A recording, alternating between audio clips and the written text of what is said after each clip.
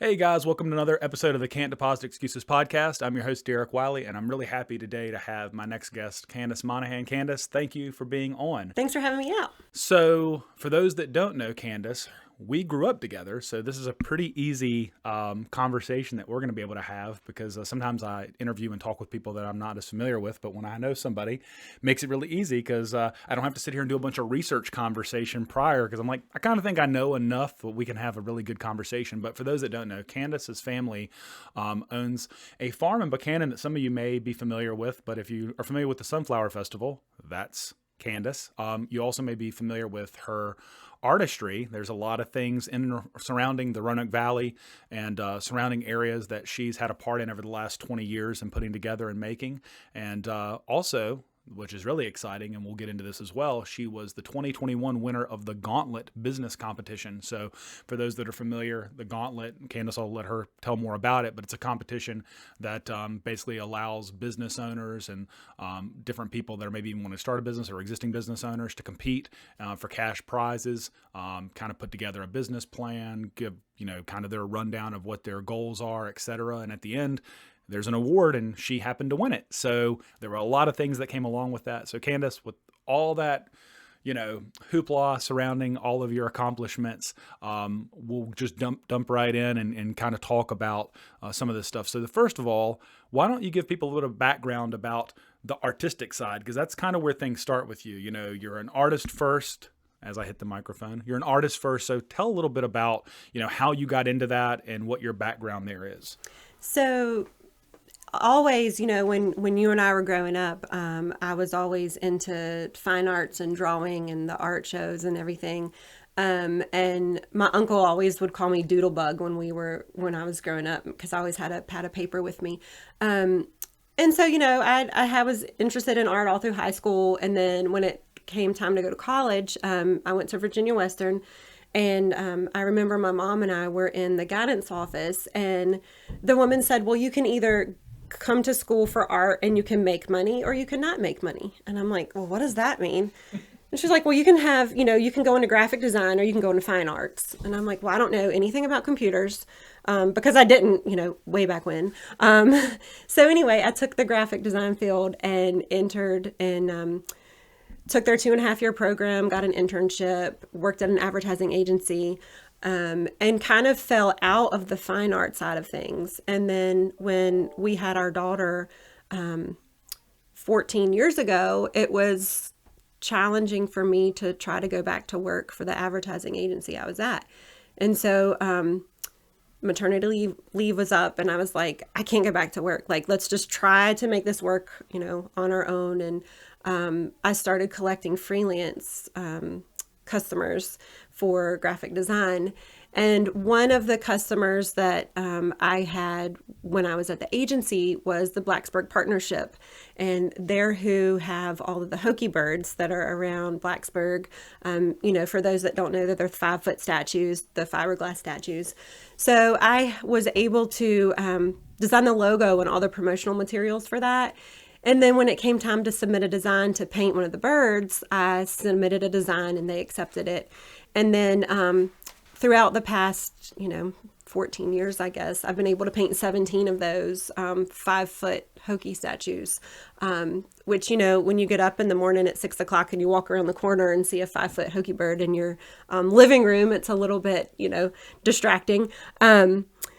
But so then I started hosting paint nights, and that kind of got me back into the fine art side with the birds, and have done that ever since. So Yeah, that's really cool. The Hokie birds are the thing that I think people are maybe not as familiar with when they see them, that they don't realize, like different artists did those, but you did a lot of them. And it was funny, I guess it was like a month and a half or so ago, we were at the Christiansburg Aquatic Center because my sons, they swim, and there was one of Candace's Hokie birds, and we're big Virginia fans. Sorry, tech people, but in my family, we're Virginia fans. So we told my oldest, said, "Hey, look at that Hokie bird," and he had like a UVA backpack, and we took a picture, and I sent it to Candace just to say, "Hey, saw your statue," but my son wasn't digging the Hokie bird necessarily.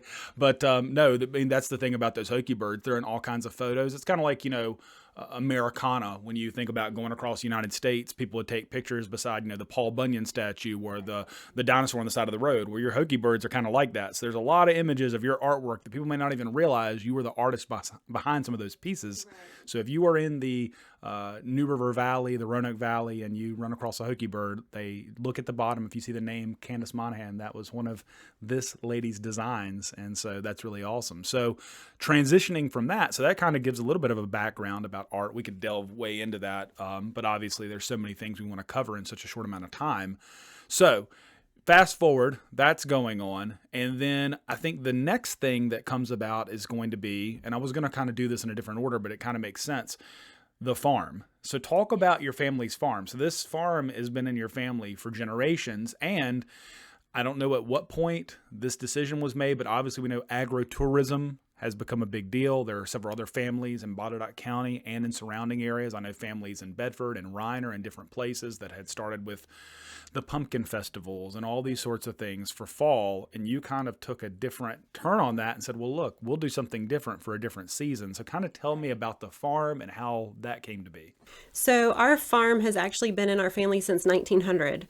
And we became a tomato cannery. Botetourt County was a huge tomato cannery county way back when. And so we canned tomatoes from 1916 to 1927. And then in 1927, my great-grandfather started a dairy farm.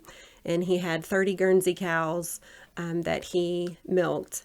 And then we were a dairy for 92 years until 2019. So basically, the rising cost of feed and labor, we couldn't keep up. The milk prices stayed the same, so we were being paid the same, but had to make the tough decision to close that down.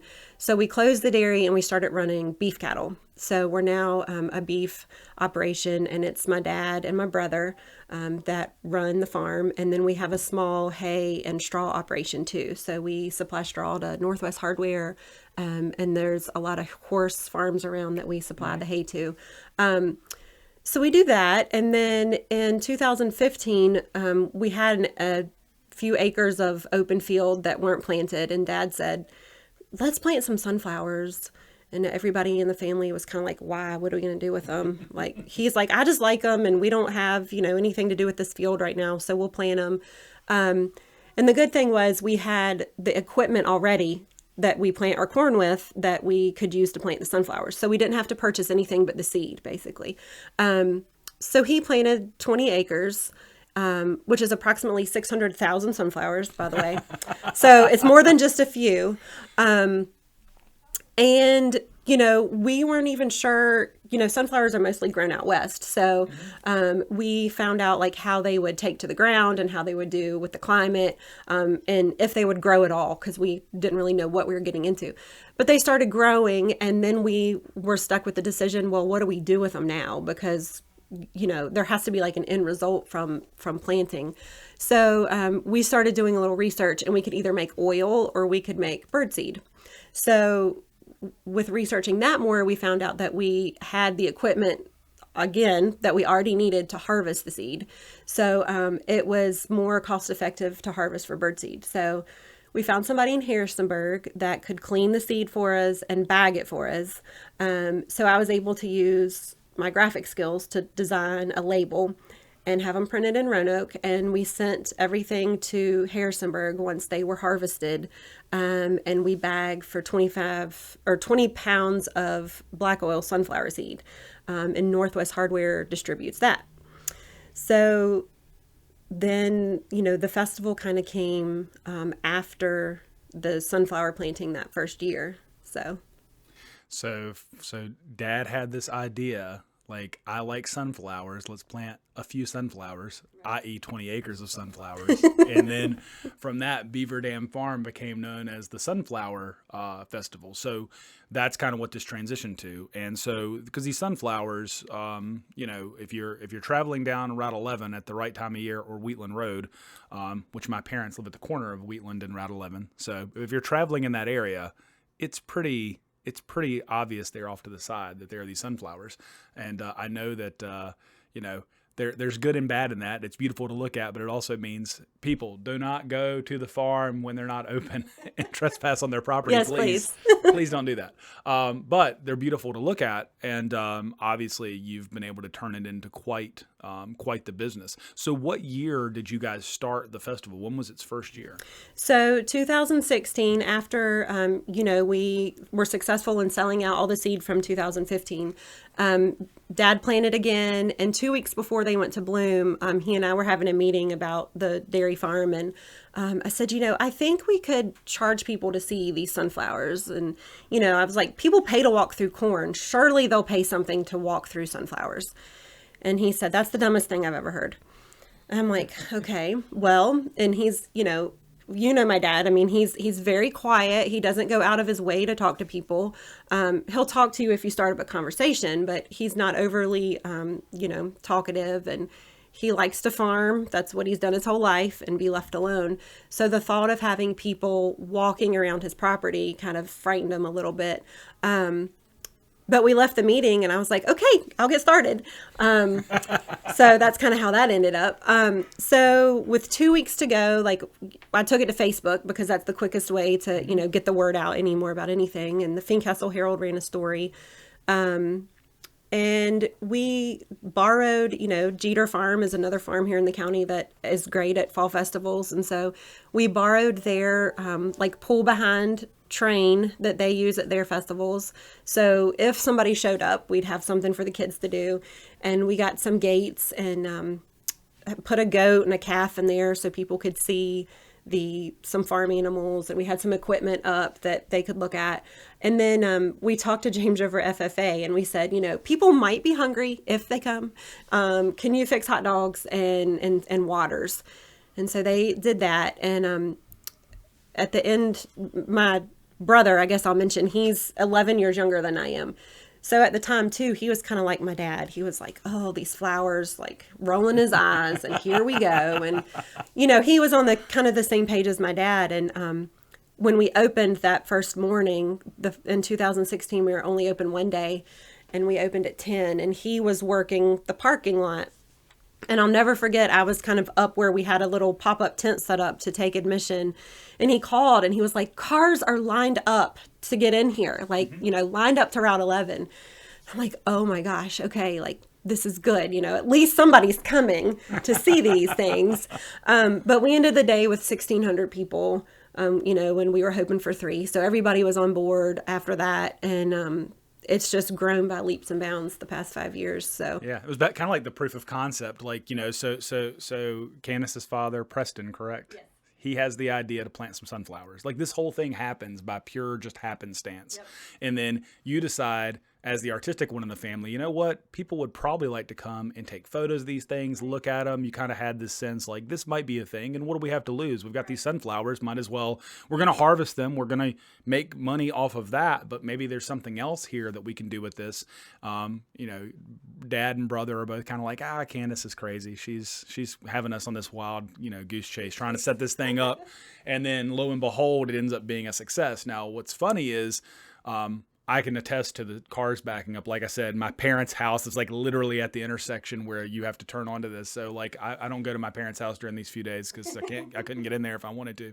But 1,600 people. But I know from having spoken to you last year, what have the numbers grown to? Number one, it's grown from that one day to how many days are this upcoming festival starts? So we start on Friday the 10th and we run through the 19th. So and then how many people are you anticipating during those 9 days that you'll have? Our largest number that we've hit so far is 20,000. So,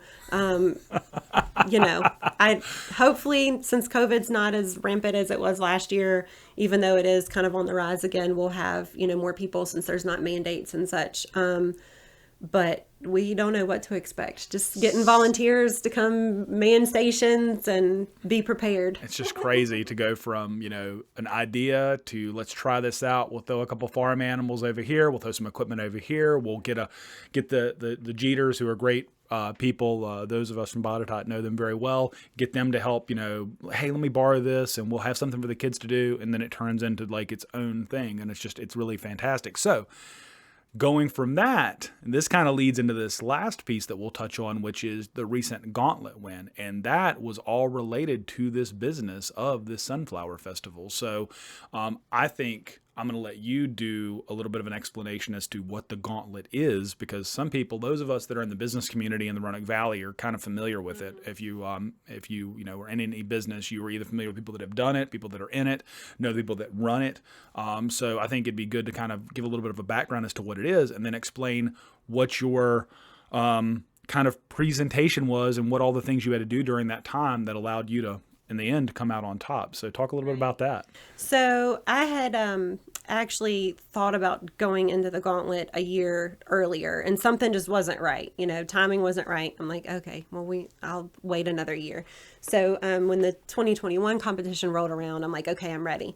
And so the Gauntlet is Virginia's largest business competition, basically. And people go through like a 10-week course, and you meet once a week. Of course, we had to do it all on Zoom, but and then you have homework the weekend, the weeks between. And then in the end, you end up putting together a business plan and submitting it to be judged, and you can win cash and in-kind prizes.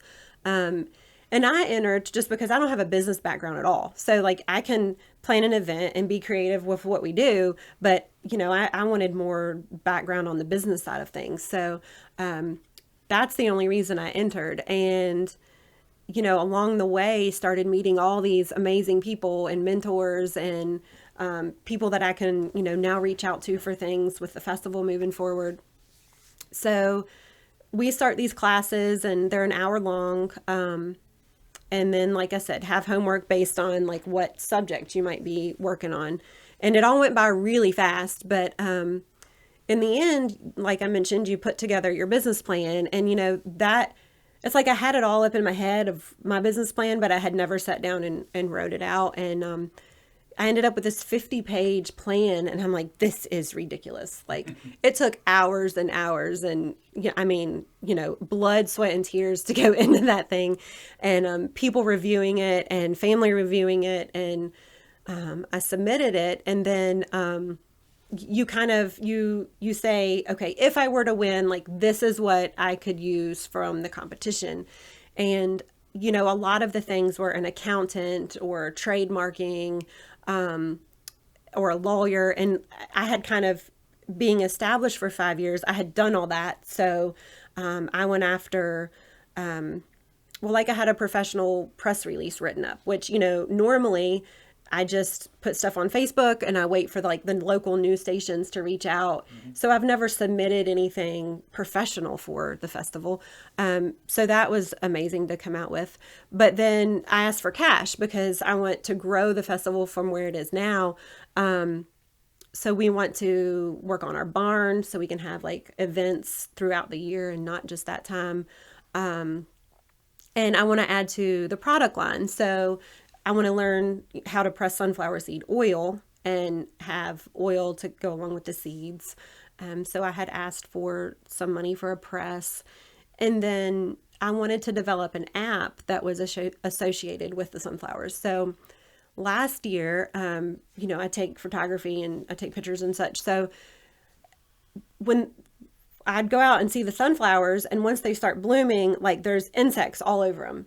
And I just started looking at how many there were, and there's so many different varieties. And so I started thinking, well, I wonder what this type of moth does to the sunflower. Does it hurt it or help it or, what? So I thought it would be really neat to have an app where people could pull up a picture that I took and see the insect, and then they can read about if it's harmful or helpful. And then if they see one that's not included, they can take a picture of it and submit it, and it'll be included in the app for next year. And with the money from the Gauntlet, we're able to create that, and it'll be launched here in the next week or two before the festival, but the money that I earned from the gauntlet is what helped with that. So once we submitted our business plans, they were judged by members of the community, depending on where you were. There were 140 of us that participated in the whole event. And then there were 56 of us that went on to compete. So those 56 of us, the plans were judged, and then we had an award ceremony. And so they start sending out emails, and they said, you won't be asked to speak unless we contact you ahead of time. So I'm like, well, to me, reading into that, like I am really bad about doing, means they're going to ask the winner to speak. So if you don't get asked to speak, you didn't win. Yeah. So I was sending messages to some of the people in the group. I'm like, did y'all get asked to speak? They're like, no. I'm like, okay, me neither. Oh, well, whatever. And so then they sent on another email that said, we have scheduled interviews with the winner for like the graduation, and the award ceremony was a Thursday. Mm-hmm. And so they said, we've scheduled appointments for interviews on Friday. And so I was like, reached back out. Did y'all get an interview? Did they ask you about anything? And they're like, no. I'm like, we're losers. Me neither. Like, okay. So I had already kind of written it out that, I knew what was going on. Like I usually can figure things out, and totally was blindsided. And I did felt like I did well, but I didn't think, when I was looking at everybody else in the competition, I'm like, what do I have compared to what they're doing? And 140 people, so you think, yeah, there's a chance, but that's right. A lot of individuals to compete against. Absolutely. It's like 10 people that you're competing right. against. And yeah. I was the first event to go through. Like everybody else was a business of selling something. Mm-hmm. And so I was, an event. So I thought, well, once again, that, I didn't know if that was an advantage or a disadvantage. But, I had some of the vendors that set up at the Sunflower Festival were in the gauntlet also. Mm-hmm. And so they both placed platinum. And then Whitney with AgenaCare, I don't know if you've heard of them before, but they run our medical tent at the festival. And she had entered also to grow her business. And we were actually sitting beside each other. And all of a sudden they said, we're at the top 3. And she like grabbed my hand, and I'm like, oh my gosh. And, then you like start getting kind of nervous because you're like, this could happen. Yeah. And we couldn't have anybody there at the awards ceremony. So all my family was at home, and it was, live, so people could watch it on Facebook, and they were watching. And I know my sister texted my husband, and she was like, she said she didn't win anything. What's going on? She's in the top 3. And my husband's like, she has no clue. Like, she really doesn't know.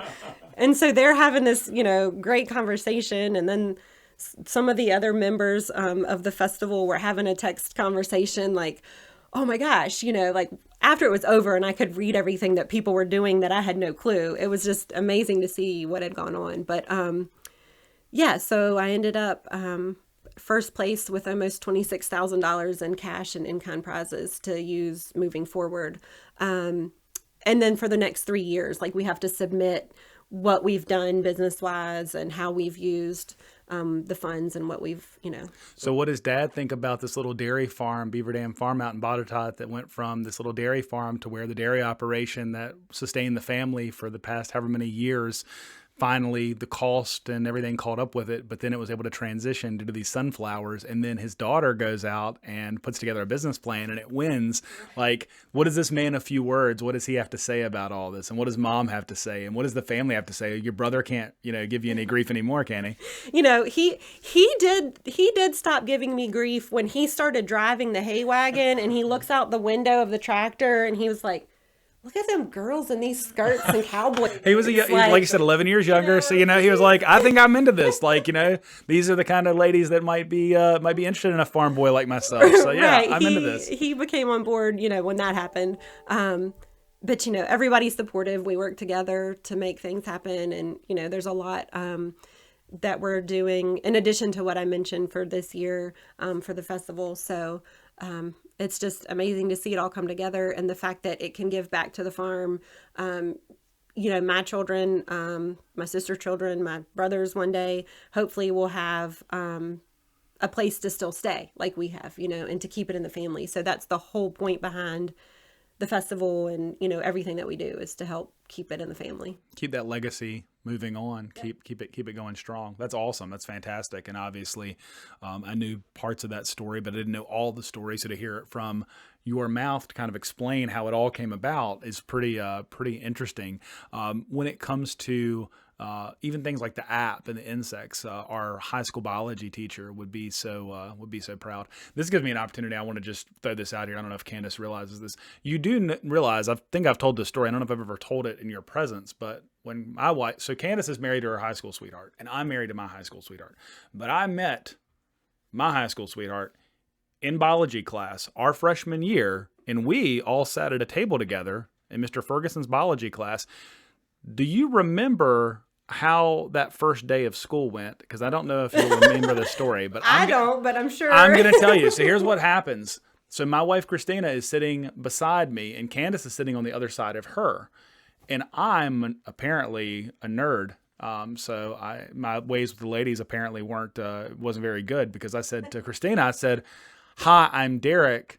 Nice to meet you." Because I had never met Christina before. I didn't meet her at BI when we were there, so I didn't really know her. She immediately turned to you and she said, "Candace, will you switch me places?" I had no idea. She didn't even acknowledge I had introduced myself. She didn't even acknowledge it. She just asked. And so, of course, I've always given her grief over that, because later on in high school, she pursued me, just to be clear, not the other way around. And I gave her grief about it, and her reasoning was that you and I knew each other, and so she thought that it would be more comfortable if you and I sat beside each other, as opposed to, and anybody that doesn't know my wife, especially back then, she's a little bit more gregarious now in terms, but she's a introvert, kind of a quiet person a lot of the time. So if she doesn't know you, she may not be one to like strike up a conversation. Totally different now, but when we were in school, she was very quiet. So the idea that this guy came in and was like all gregarious, introducing himself, trying to talk to her, it was like immediately turned to you. It was like, and guess what? Candace obliged. And then Candace it all places. worked out. It all worked out in the end. I guess the fact that you sat between us, the absence made the heart grow fonder. That's exactly right. So you are always in that story, and I've never told you that story, but I've told the story of meeting my wife 100 times, and every time I say, "And I've known Candace forever," and she was sitting on the side, so my wife turns to Candace, somebody that I've known since I was in the second grade, and says, "Will you switch us places?" And I'm like, "I know Candace. I don't want to talk to Candace. I was trying to talk to you." But anyways, that's neither here nor there. But no, like I said, it's just fantastic, all the things that you've been able to accomplish over these last, with the festival over these last 5 years, and to win the gauntlet. I mean, I just think it's just fantastic. So let me ask you this. You've talked a lot about Facebook, and for people that don't know, I mean, Candace posts pictures on Facebook. She takes pictures at the farm. Everybody loves her photography. She does artwork, like you said. She does, I don't know when the last time you've done one. COVID's kind of thrown everything into a disarray, but the paint classes, just all kinds of things that are artistic. But going back to the festival, so it's the 10th through the 19th of September. What hours are you guys running it during those days? So the 10th is, we usually start on a weekend, but so we had, this year we're doing a VIP night. Okay. So everybody comes and, wants to do shopping, and we have amazing vendors. So we have 90 vendors this year, 17 food vendors, and the rest are all crafters, and they have to be handmade. And I don't like them to compete. So like we have one candle maker. She sells out every single year, and she makes double and double and double like every year to try and keep up. But that way she takes home the most profit that she can, So Friday night is from 4 to 7, and it's, like I said, a VIP night, and all the vendors are offering discounts. So you can go and get like 10% off or $10 off of 50, whatever they want to do.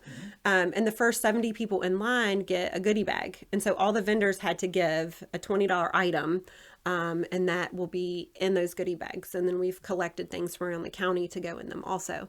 So that's from 4 to 7, and that event is sponsored by Virginia Tourism. And then our opening weekend, the 11th and 12th, is from 9 to 6. And that's when we'll have, all the crafters will be there. We'll have hay rides. We have photo booths. We're doing, the 20th anniversary of 9/11 is, this year on our opening day. So we're going to have a tribute to that. And the Roanoke Valley Children's Choir is coming out. And so they're going to sing the national anthem. And then we have like a white dove release. Now, what time is all this? I mean, this sounds like really cool. So Yeah, when so is- that's at 10:30. On the 11th. 10:30 on the 11th. And it's crazy. I don't know much about like homing pigeons, but I've been learning. And so this ministry will bring these white doves out, and she's been practicing. She brings them out, she releases them. They make 2 turns in the sky, and then they head directly to her house. And by the time she gets there, they're back there in their pen. It's amazing. That's really And cool. it's really pretty to watch too. So we have that going on. The Friends of the Botetourt Canine Group is a new group that just started in Botetourt, and that's to support the canine dogs that the police officers use. Because once those dogs are retired, those officers still have to take care of the dogs. So they're going to be there, and they're going to have the officers in their full like bite suits. And they're going to have the dogs attacking the officers to show like what those dogs can do. And, you know, they sniff out the drugs and everything else. And they're going to bring their vehicle and have the man sitting in the vehicle, and the dog jumps through the window and pulls the officer out of the car. Yeah. Like, so we're trying to get together a fundraiser for them to raise funds for the dogs. So that's going to be both Saturdays. So let's see. Then we go into Monday, and we're open to the public from 4 to 7, and we have sunset yoga at 6:30. And then Tuesday, we're open 10 to 2 for our preschool field trip day.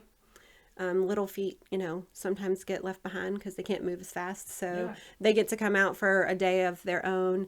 And then Tuesday night, we have a sunset dinner, and that's catered by Mill Creek Baptist Church.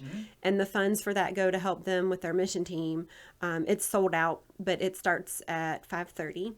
And then Wednesday, we have a senior citizen day. So same thing as the little feet. Sometimes the older feet can't move as fast, so they get their own day too for field trips from 10 to 2. And then we're open to the public Wednesday from 4 to 7. And we have goat yoga. So that's something we ran into a few years ago. We have a farm down the road that brings their baby goats out and their mama goats, and they do yoga. We fence off an area. We usually have about 65 people or so that come out, and the goats jump on your back and just, you know, they have a little person that comes around with pooper scooper and picks up all the mess, and people go on with their yoga. So that's Wednesday. Thursday, we have 10 to 2. Special needs kids and adults can come out for field trips. You know, a lot of times autistic children or any child or adult with special needs like can't be around crowds. So that was kind of the whole reasoning behind that. With my niece being special needs is where that came from, to have a day just for them. Yeah. And we can help them on the hay rides that way, and everybody gets to participate. And then we have we're open to the public that Thursday 4 to 7. And then Friday is our second sunset dinner, and it starts at 5:30, and it's sold out also. And then our closing weekend, the 18th and the 19th, from 9 to 6. So it's a full slate. It's a full. So for those that can't remember all those dates and times, obviously Yes. Facebook, but is there like a website? Like where can everybody like say, oh, I can't remember exactly what Candace was saying about what happened on what date. Where can Right. they find more information? So we are on Instagram at Beaver Dam Sunflowers, on Facebook at Beaver Dam Farm Sunflowers, and then our website is beaverdamsunflowers.com. And under events, we have all the events listed. Tickets are on sale online. If people want to pay credit, they can purchase them online. If not, you can do cash at the door. And we're excited for everybody to come out. Yeah, that's awesome. Like I said, I mean, all the things that you listed there, all the things that you do for the community. I mean, you got the church involved, you've got the police and the canines involved, you've got the 9/11 20th anniversary and going to do something special for that.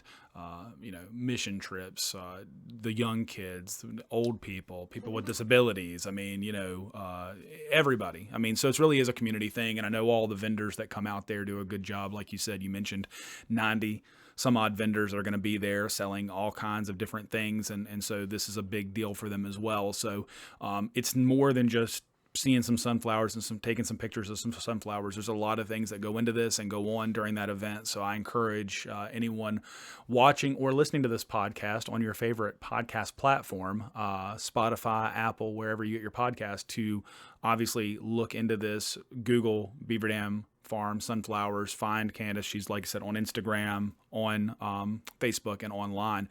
And with that being said, Candace, I really appreciate having you as a guest, but I think we'll wrap this episode up, another one in the books. Last thing I think I'll ask you before I do end it is, a lot of things have transpired over these last 5 years.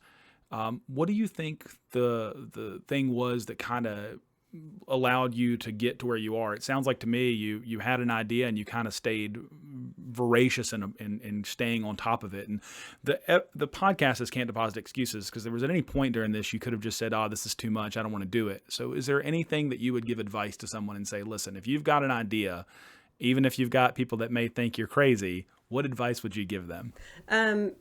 Like you said, no excuses, and just keep going. I mean, I feel like every year, we have something different that we offer and that we put out there for people to do. But for me anyway, when it was, it came down to the farm that'd been in the family since 1900 and me having a chance to help keep it. I mean, that's a big, not that I'm carrying the weight all by myself or anything, but when you have a chance to save that, it's something that you can't just be like, oh, we just can't do this, which came into play last year with COVID. So many people had to cancel, and I'm not gonna lie, it was a pain because here we are on 64 acres that the festival is on outside, and we were still limited to 1,000 people. Craziest thing I've heard in my life. 1,000 people on 64 acres. Yeah. I mean, it's ridiculous.